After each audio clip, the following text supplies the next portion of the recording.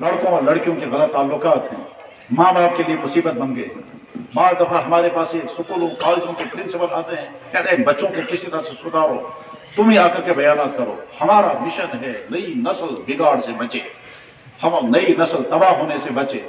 وہ تمام چیزیں جو انسان کے کیریکٹر کو، انسان کے اخلاق کو برباد کرتی ہیں، ان تمام چیزوں سے نفرت آ جائے اور انسان صلح پر کھڑا ہو جائے۔ اس لیے جو جہاں ہیں پڑھ کر کے نکلے، مکتب پڑھا رہے ہوں تو کیا آپ کا کام نمازیں پڑھانا، جمعے پڑھانا، جنازے پڑھانا، نکاح پڑھانا، نوجوانوں کو بگاڑ سے بچانے کی محنت کرنا اور بھائیوں تک دین پہنچانا، یہ آپ کی ڈیوٹی ہے، آپ کی ذمہ داری ہے۔ مدرسوں کا مشن یہی ہے۔ مدرسوں کا تعلق نہ کسی تنظیم کے ساتھ ہوتا ہے، نہ کسی سیاست کے ساتھ ہوتا ہے، نہ کسی پالیٹکس کے ساتھ ہوتا ہے۔ مدرسہ ایسے جیسے ہسپتال کا کام ہے بیماروں کا علاج، مدرسے کا کام ہے مسلمانوں کے بچوں کو دین کی تعلیم پڑھانا، مسلمانوں سے ہی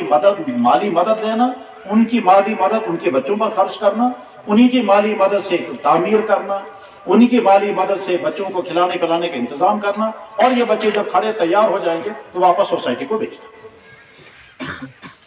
تمام وہ بچے جو تیار ہو گئے یا ہو رہے ہیں وہ اچھی طرح سے سمجھیں ہمارا مشن ہے اللہ کے نبی دنیا میں انسان اللہ کی مرضی کے مطابق زندگی گزارے، دنیا میں انسان انسانوں کے لیے رحمت بنے، زحمت نہ بنے، دنیا میں انسان دوسرے انسانوں کو تکلیف و دکھ دینے والا نہ بنے،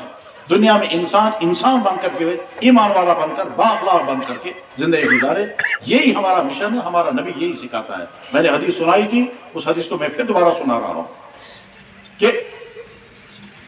اللہ کے نبی فرماتے ہیں، اللہ یہ کہتا ہے میرے بندو میں نے اپنے اوپر ظلم حرام کر رکھا ہے، تم بھی آپس میں ایک دوسرے پر ظلم مت کرنا کیونکہ اس کو بھی میں نے حرام کیا۔ تو ہمارا مشن ہے والدین اولادوں پر ظلم نہ کریں، اولاد ماں باپ پر ظلم نہ کریں، شوہر بیویوں پر ظلم نہ کریں،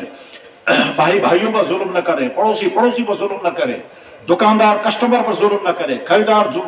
اس پر ظلم نہ کرے، دفتر والا دفتر والے پر ظلم نہ کرے، اوپر والا نیچے والے پر ظلم نہ کرے، کوئی کسی پر ظلم نہ کرے، انسان رحمت بنے انسانوں کے لیے، یہ ہمارا مشن۔ اور اسی غرض کے لیے ہم نے کہا بچہ تیار ہو گیا، جس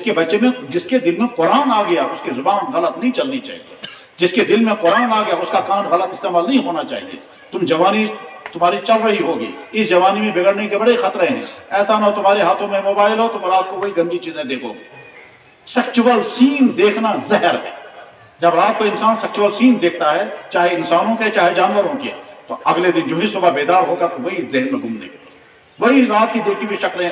کیونکہ دماغ میں وہ فیڈ ہو جاتا ہے، اس کے بعد دن بھر وہی تم نماز میں کھڑے ہو جاؤ گے تو وہی گندی تصویر دماغ میں گھومنے لگے گی، اس کے بعد شیطان ابھارتا ہے اب تم بھی وہی کرو جو تم نے رات میں دیکھا تھا۔ اپنی آنکھوں، اپنے کانوں، اپنے ہاتھوں کے غلط استعمال سے اپنے آپ کو بچاؤ، خود بھی بچو اور عورتوں کو بچانے کی فکر کرو گے۔ یہی ہمارا مشن۔ اللہ تعالیٰ شانہ ہر انسان کو ویسا بنائے جس سے اللہ راضی، ہر انسان کو ویسا بنائے جس سے یہ انسان انسانوں کے لیے رحمت بنے۔